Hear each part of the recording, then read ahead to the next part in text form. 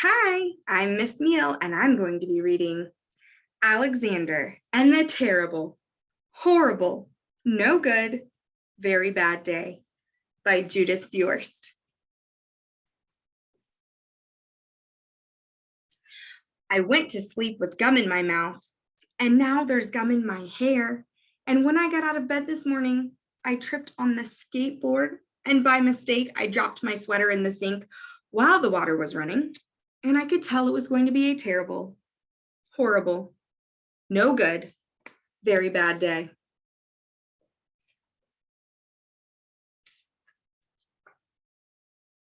At breakfast, Anthony found a Corvette Stingray car kit in his breakfast cereal box, and Nick found a junior undercover agent code ring in his breakfast cereal box. But in my breakfast cereal box, all I found was breakfast cereal. I think I'll move to Australia.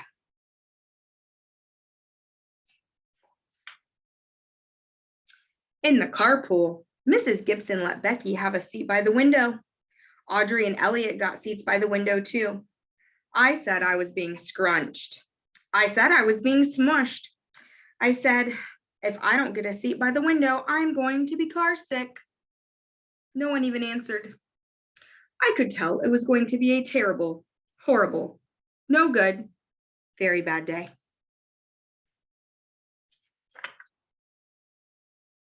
At school, Mrs. Dickens liked Paul's picture of the sailboat better than my picture of the invisible castle. At singing time, she said, I sang too loud. At counting time, she said, I left out 16. Who needs 16? I could tell it was going to be a terrible, horrible, no good, very bad day. I could tell because Paul said I wasn't his best friend anymore. He said that Philip Parker was his best friend and that Albert Moyle was his next best friend and that I was only his third best friend. I hope you sit on a tack, I said to Paul. I hope the next time you get a double-decker strawberry ice cream cone, the ice cream part falls off the cone part and lands in Australia.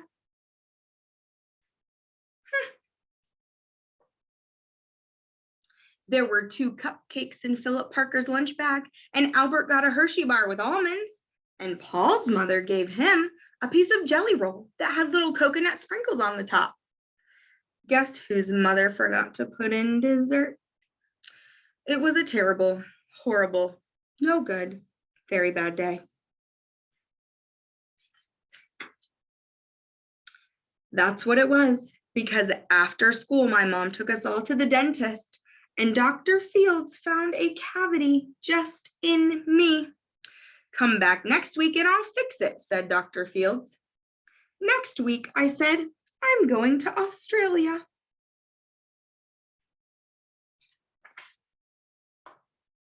On the way downstairs, the elevator door closed on my foot. And while we were waiting for my mom to go get the car, Anthony made me fall where it was muddy. And then when I started crying because of the mud, Nick said I was a crybaby. And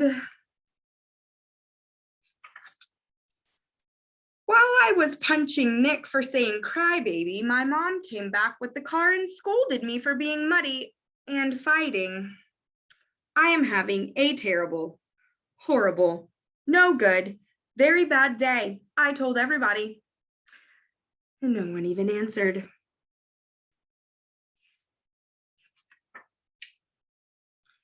So then we went to the shoe store to buy some sneakers. Anthony chose white ones with blue stripes. Nick chose red ones with white stripes. I chose blue ones with red stripes. But then the shoe man said, we're all sold out.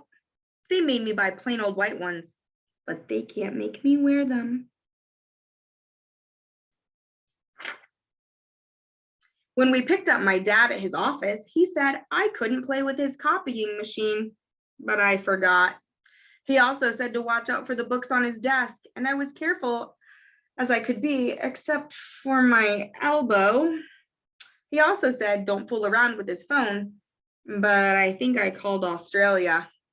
My dad said, please don't pick him up anymore. It was a terrible, horrible, no good, Very bad day.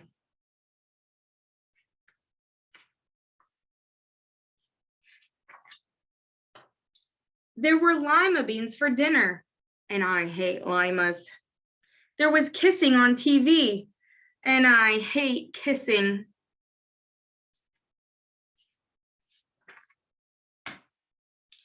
My bath was too hot. I got soap in my eyes. My marble went down the drain, and I had to wear my railroad train pajamas. I hate my railroad train pajamas.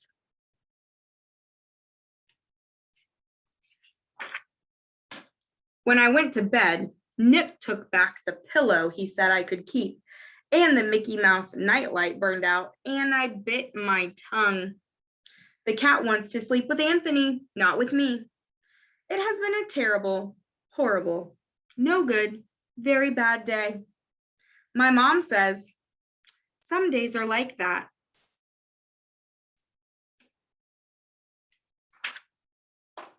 Even in Australia.